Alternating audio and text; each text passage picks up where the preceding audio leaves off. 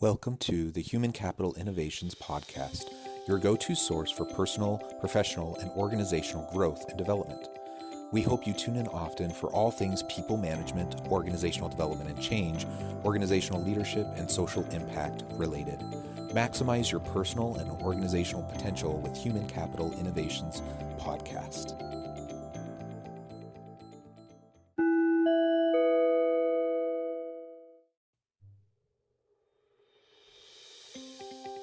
Welcome to the Human Capital Innovations Podcast.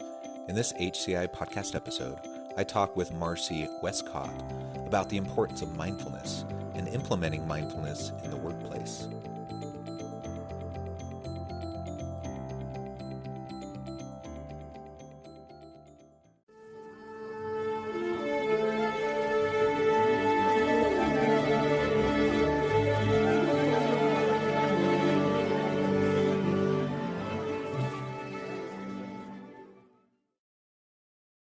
Marcy Westcott, welcome to the Human Capital Innovations Podcast. Thank you, John. I'm really excited to have the chance to talk with you and explore the topic of mindfulness and how it relates both to us, personally at home and in our families, but also in the workplace and how we can improve a company's mindfulness culture. So that'll be the real focus of our discussion today. As we get started, I want to share your bio with the listeners.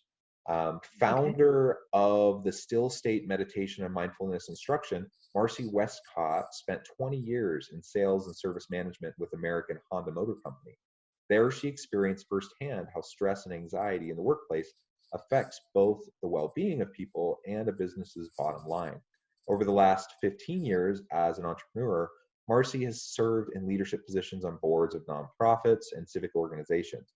She is certified as a meditation and mindfulness instructor through the McLean Meditation Institute and has advanced certification in mindfulness work, a program designed to train instructors to take mindfulness into the workplace. Marcy has been published on LinkedIn, Elephant Journal, and Thrive Global. She works with individuals, businesses, and other organizations and is dedicated to improving well-being and quality of life in the business environment.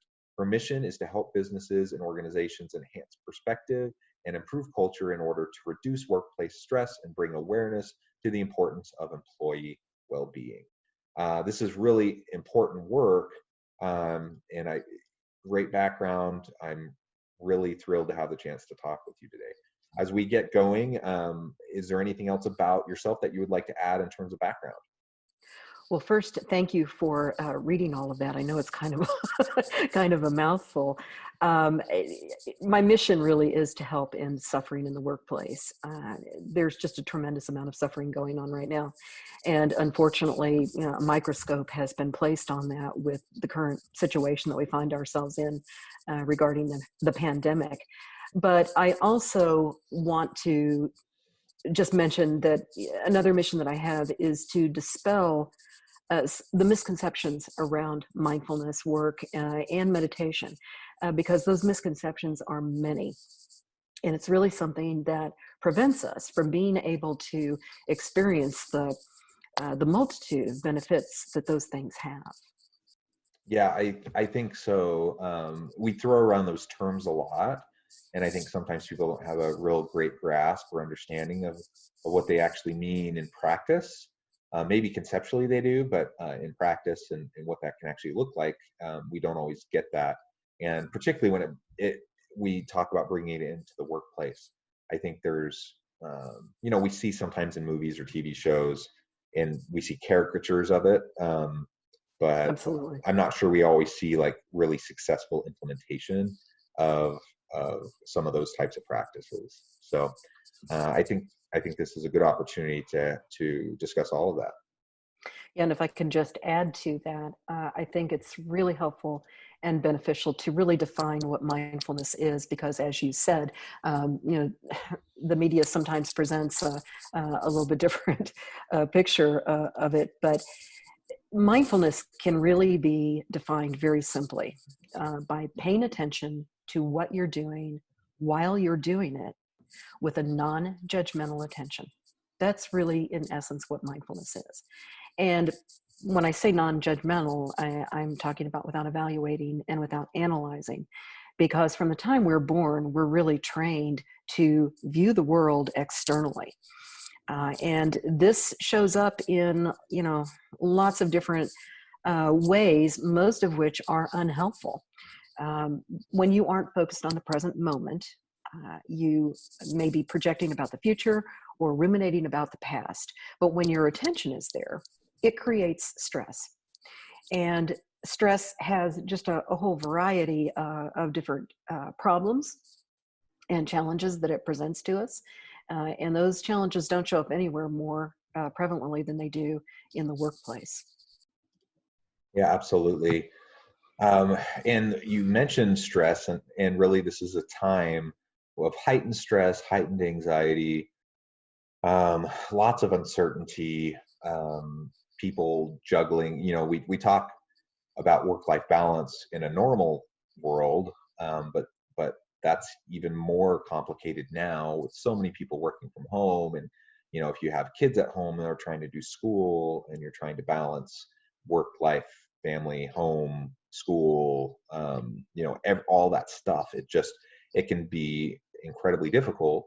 And so that's the context everyone sits in. And then you layer on top of this pandemic context, we find ourselves in this broader social climate, where we have Black Lives Matter, we have the protests, it's an election year, and so there's a lot of political divide.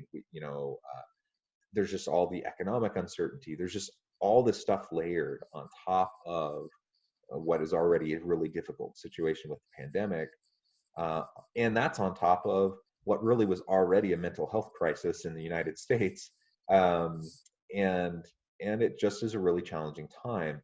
And so, on the one hand, I would say, anyone who may feel like they're struggling with depression, anxiety, those sorts of issues, you know, that's a medical condition. Like, you really, there shouldn't be this shame or stigma or embarrassment about it. Go see a doctor, go to therapy, get medication as appropriate, practice mindfulness, do these other techniques to help manage those stresses. And I would just encourage people to do that. I think most people will benefit from therapy at some point in their life. I think most people would probably benefit tremendously through mindfulness practices, just on an ongoing basis, particularly in a situation like this. Yes, and it absolutely. I'm so glad that you brought up mental health, because that there's been a stigma around that for a very long time. The light is really being shown on it now with the situation that we're in with the pandemic crisis. And when we talk about how mindfulness can really impact all of this, this is an absolutely prime time to start to implement these practices in the workplace. We talk about attention, and mindfulness is paying attention to what you're doing. Well, our attention is being hijacked in a way that it never has been before, for all of the reasons that you just mentioned. This landscape that we're in with the pandemic crisis, and so we have lots of phrases that we like to use in mindfulness instruction about attention. But what we know and what the science shows is that our attention is powerful. What you place your attention on enlivens. Where your attention goes, energy flows. And so if we can begin to focus our attention on being more mindful in the workplace and implementing some of these strategies, the benefits are not just professional, but they're also personal. We see a back and forth, a kind of a handshake of mindfulness benefits, both professionally and personally. If you think about it, we spend a third of our life at work. And unfortunately, that third is some of the least unhappy time. 87% of workers report that stress is their number one issue in the workplace. Employers report that 75% of their issue is stress at work. And so all the more reason to address this now and start to move toward cultivating a culture of mindfulness employee well-being. Uh, it's so important. It's never been more important than it is now. And quite honestly, I believe that once we go back to some semblance of a more normal, type of environment, once this is all over, we're going to appreciate even more the ability to be more mindful, both personally and professionally. And we're going to be able to appreciate connection more than we ever have been before. Yeah, and I sure hope that's the case. And I think it can be, as long as we give proper attention to it now. This is a really great time for organizational leaders to really be thinking about how they can build in these types of practices uh, to drive greater creativity, innovation, productivity, mental health, all these positive outcomes for individuals and the workplace itself. This is the time that they can really be doing it, because this is a time of disruption. This is a time where everything is being shaken up, and really leaders have to question everything that they've taken for granted. We just considered this is the way it has to be, check, check, check, all these different elements, and now all that's thrown up in the air, and we realize there's probably a lot of things that we were doing that weren't necessary in the past that we just took for granted. And inertia is a powerful thing, and it's difficult to challenge the status quo, even when there's an acknowledgement of potential harms. So this is a reset opportunity. And one of the most significant ways that we can begin to experience some of these benefits is with the topic of multitasking. I was just sharing some information with a colleague just a little while ago about multitasking.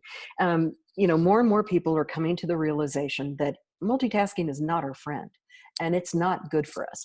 We have been trained to kind of treat that as a badge of honor, and many, many people do. But we're finding out just how detrimental it can be. And this is something that really is an eye-popping statistic, but not only is it not good for us, but it actually affects people around us. Just recently, they came out with some new statistics that multitasking actually reduces your IQ by 11%. And it reduces comprehension by 17%.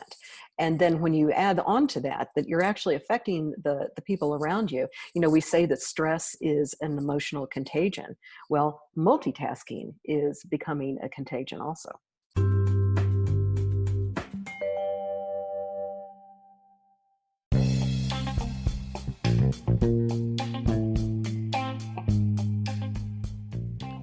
I'm excited to announce the publication of my new book from HCI Press, The Alchemy of Truly Remarkable Leadership: Ordinary, Everyday Actions that Produce Extraordinary Results. Consider how the nature of work has shifted over the past 50 years. With increased globalization, rapid technological advancement, and the shift in economic composition, the average job of today looks very different than the average job of 50 years ago. What will the jobs and organizations of tomorrow look like? Moreover, what does this all mean for organizational leaders? What are the core competencies and capabilities of organizations and their leadership that are prepared for continued disruption and geopolitical and socioeconomic shifts? Regardless of what the future holds, increasingly, leaders need to be socially minded, data-driven, decisive, champions of talent, and disruptors of the traditional notions of leadership, teams, organizations, and work. The Alchemy of Truly Remarkable Leadership will help you to explore your own leadership competencies and capabilities and consider ways to apply and implement them into your workplace and personal life.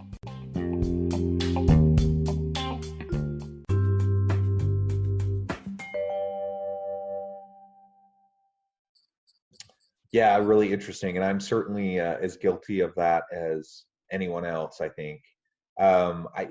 We just find ourselves, we're in such a hectic, busy world that we just are trying to get stuff done, thing after thing after thing. And that's really why mindfulness is so important, because it helps us to to calm our mind, to just be present in the moment, give our focus to what we're dealing with right now. That has implications certainly for our own productivity, but it has huge implications for our relationships.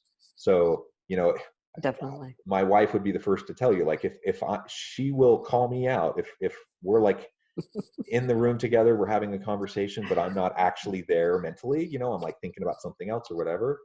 Like, yeah, that has a real impact. That impacts how she feels valued by me. That has impact for the quality of the communication, for the understanding that takes place or doesn't take place, you know. And in the workplace, it's the same thing. So if I'm a boss and I go to my employee and I see maybe they're struggling with something, I'm concerned about stress, anxiety, or whatever, or they're just not getting something, or their, you know, their productivity is declined. So I'm now there with them. I'm giving them feedback. I'm having a conversation with them.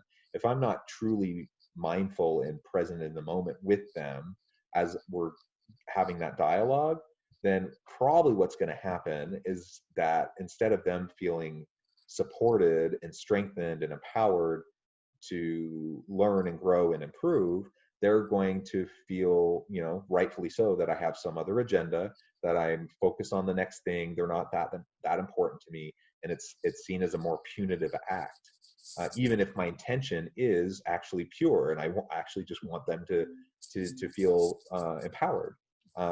Just because that's my intention doesn't mean that's what is going to happen and what people are going to feel. And one of the easiest things to do is to just get rid of the clutter and just focus when you're in the moment. And nothing is more impactful than us giving attention to someone. We've all experienced that. You know how it feels when someone is actually paying attention to you, and that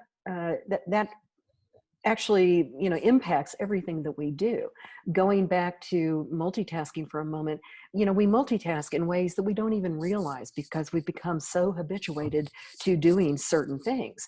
I was having this conversation with a group of leaders that I was speaking to about a month ago. Take driving to or from work. Yes, we have Bluetooth. That can be a great thing, but it can also be detrimental because the studies show and the science shows that when you're having a conversation while you're driving, you're actually using the same resources in your brain that you would use. You know, if you're looking at something, that's actually, you know, using some of those resources to pay attention to what you're doing. And so ultimately what happens is when those resources become stretched, then we actually may not see, you know, some obstacle in the road. It can actually create accidents. And there's a study that says that 47% of people spend 47% of their day in a state of mindlessness. Mindlessness leads to accidents. Accidents lead to 47%. And some of that 47% is probably when you're driving to and from work. Yeah. You know, you're focused on something else. But, you know, this has tremendous impact for businesses just from a safety standpoint. Think about if you're a utility company and you have workers out, you know, working on the utilities. If they aren't 100% focused on what they're doing, accidents happen.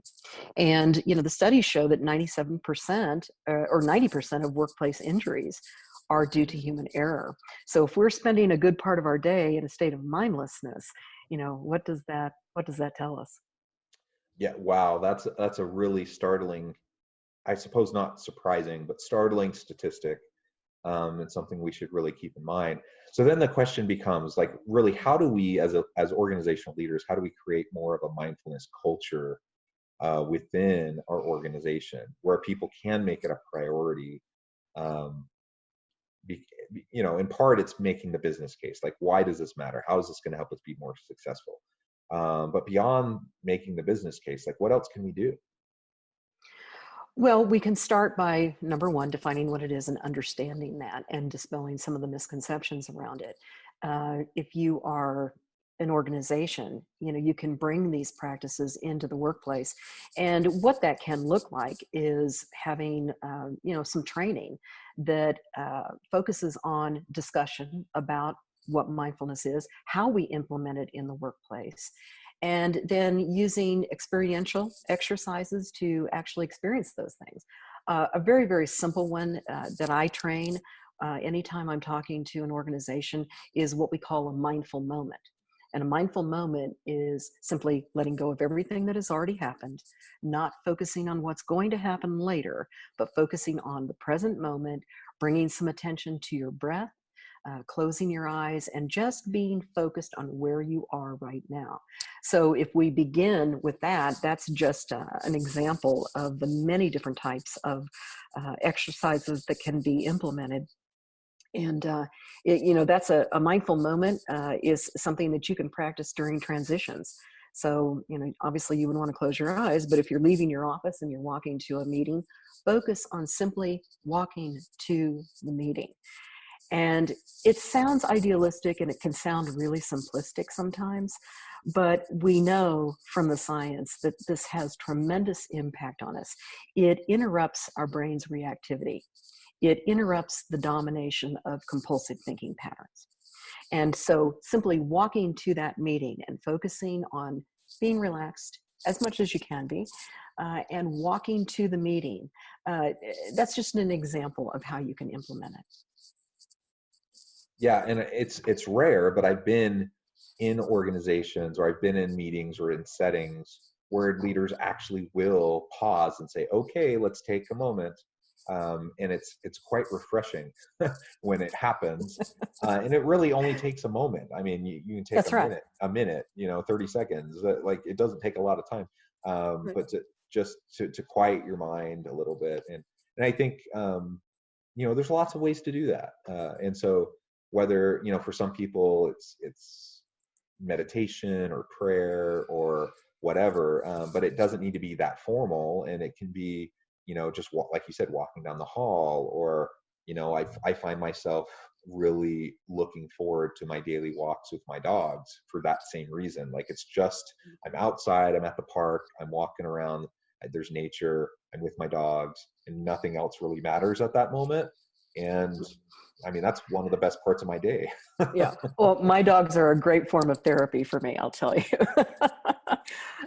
But yes, you're absolutely right. And, here's another thing that, leaders are oftentimes very much at odds with this, but slowing down and then paying attention has a profound impact on not only your own well-being, it impacts your productivity, it impacts your efficiency. It creates an opportunity to innovate. And I think that that's one of the things that I would, beg of leaders to consider is, companies are always looking for ways to innovate. One of the best ways to innovate, especially right now, is to implement mindfulness into the workplace. Yeah, and something you said earlier in our discussion that actually really stuck out to me, and it's important to remember, is that, even if we feel like we're good at juggling lots of things, and we're perhaps a leader, they've been incredibly successful in their career, they've been, the things they've done up to that point have gotten them to where they are. And so they figure, for the average person, maybe multitasking doesn't work, but for me, I can do it. Maybe that's true, maybe that's not, I don't know. That's kind of beside the point, though, because like you said, ultimately what they're doing impacts everyone around them too. And they're modeling and setting an example, and there's just the very real interactive impacts of having, a leader, juggling and multitasking all those things all at once, and how that affects other people. So, even if you think that you're really good at it and that you can do it effectively when others can't, it's worth considering maybe you need to make a change too, because that will affect those around you. Yeah, and employees are always looking to see. I had someone tell me once that my employees were like my paparazzi. They're always there. They're always watching you. They're always looking to see what you're going to do next, anticipating what might happen next. And so as leaders, if we can lead and lead by example, that filters down throughout the entire organization, and it really improves the culture. And the bottom line is profitability. Study after study after study shows that mindfulness increases productivity, and it implements that, or it increases the bottom line, particularly when we talk about healthcare costs. Stress is the leading cause of high healthcare costs, and it manifests in a lot of different ways. What's one of the biggest costs a business has? It's healthcare. And so, you can look to lots of companies that have been leaders in this. There's a lot of them. I think Aetna is probably one of the flagship companies to implement mindfulness practices and show what they can actually do. Aetna's results showed that they improved their bottom line by $3,000 per employee per year. That's huge. And if it works for Aetna, it's going to work for other businesses too. Google, Facebook, Intel, Goldman Sachs, LinkedIn. The list is long of businesses that are doing this, and about 20%, it increases about 20% per year of businesses that are beginning to do this, because they're seeing the results. They're seeing the results in the bottom line. And ultimately, that's what businesses are after. Yeah, well, excellent. And I appreciate all of those statistics to support what you're saying too. So if anyone has any doubt or any question, it really does matter. This has been a really fascinating discussion. Unfortunately, we're about out of time, but before we part ways, I want to make sure I give you a chance to share with the listeners how they can get connected with you, learn more about what you're doing, and reach out. Sure. There's a variety of ways you can connect with me. You can connect with me on LinkedIn, on Facebook. My company is the Still State Meditation and Mindfulness Instruction. You can go to my website, which is thestillstatemeditation.com, and reach me there. And I look forward to being able to spread the word and help other businesses and organizations implement these practices, because it's so needed right now. Well said, well said. And I hope that my listeners will take advantage of this opportunity, reach out to Marcy, get connected.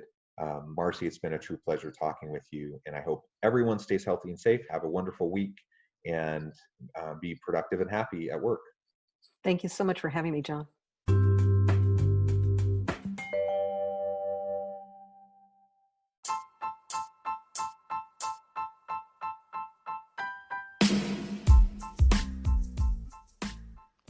We are excited about the launch of HCI's new magazine, Human Capital Leadership.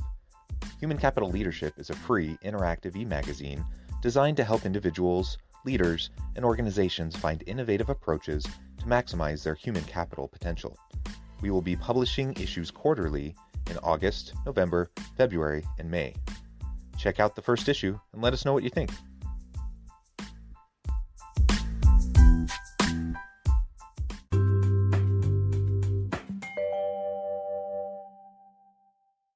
Thanks again for joining us for this episode of the Human Capital Innovations Podcast. I hope you stay healthy and safe, and that you have a great week.